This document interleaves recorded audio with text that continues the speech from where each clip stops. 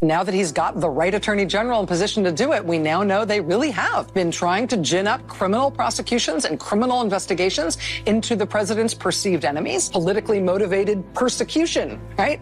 Courtesy of Bill Barr.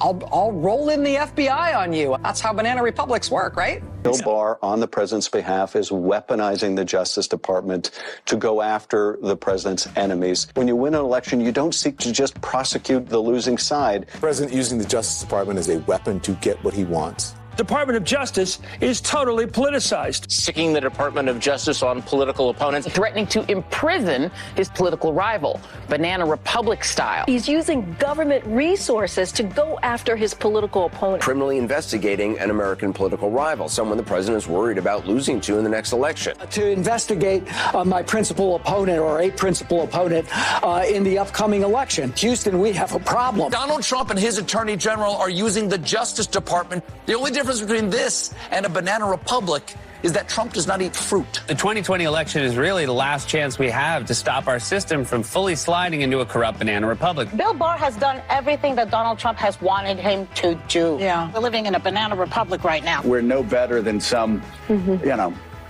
some banana republic. Yeah, we got it. We got it. Everyone pointed out that clip, and it's a great clip. Credit to Tom for it. But what they pointed out was the hypocrisy of the communists. And again, we miss it. We miss it every single time. If you see that clip and you see the hypocrisy of the communists, you're missing it. What you should be seeing is the weak patheticness of the right. The difference is when they say we're going to lock him up, they get in office and they do it. When we say, lock her up, drain the swamp, we get in office and we act like it was all just a friendly game. And let's let bygones be bygones. Again, I admire that the communists actually mean what they say. Now, Joe Biden meant what he said when he was blasting away at Ron Johnson. But then, when I signed the bipartisan infrastructure again, which people like Ron believe that is a good thing, the corporate American bottom line is that that's all you need to look at is good for America. Well, that's not my bottom line. You can see how Ron Johnson's rationale and Omega rationale worked out.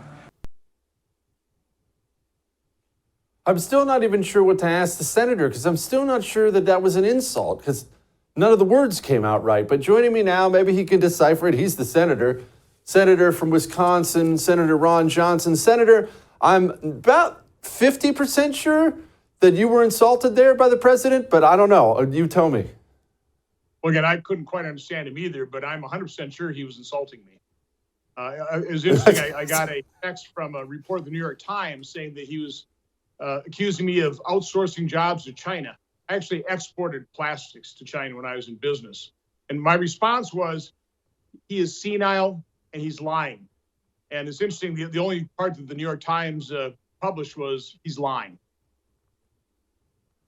Yeah, it is interesting how much everyone has avoided that. And obviously, we're going to get to all the Hunter stuff and the special counsel stuff in a minute. But look, I'm not a doctor. I don't claim to be. I'm sure you don't claim to be. But I don't know what Joe Biden has. Senile, dementia, Alzheimer's. I don't know. And I don't wish that on him or anybody, even though I hate the friggin' guy.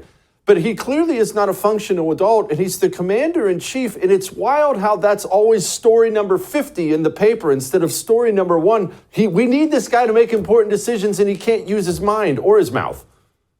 No, his mental capacity is clearly diminished. I met Joe Biden as vice president, spent some time with him. He was a very nice guy. I have no personal animus toward him whatsoever. Quite honestly, as a father, I feel nothing but empathy for him with just such a low life as a son as Hunter. But at the same time, he's been in business with Hunter. He is probably as corrupt as Hunter.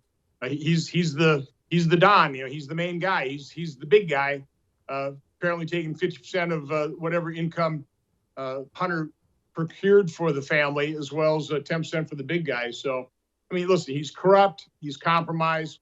Senator Grassley and I showed that pretty conclusively in our September 2020 report, which was widely ignored by the media when they weren't calling it Russian disinformation.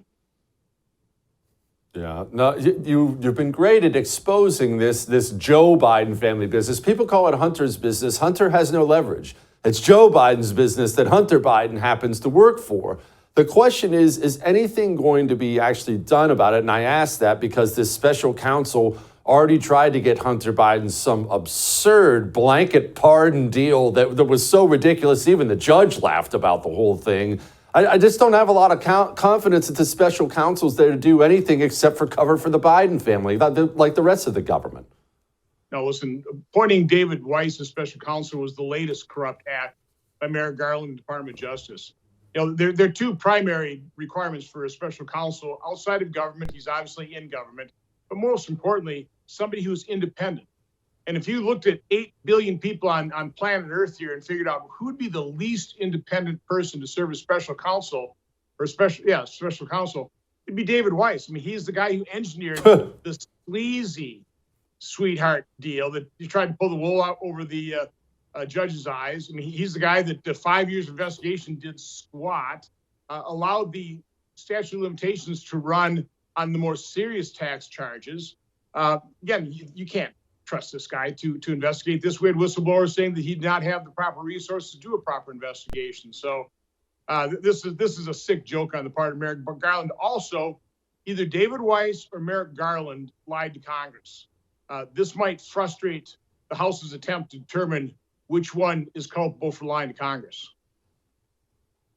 Okay, explain, because that's not a small deal. Lying to Congress, especially if the Attorney General or David Weiss did it, is a big deal. What happened? Who lied? Well, there were a number of letters going back and forth in terms of whether David Weiss asked for special counsel status, whether he had the ability to charge in these different jurisdictions. Ended up he didn't. The political appointees by Biden couldn't do it. Again, it's a very confused tale.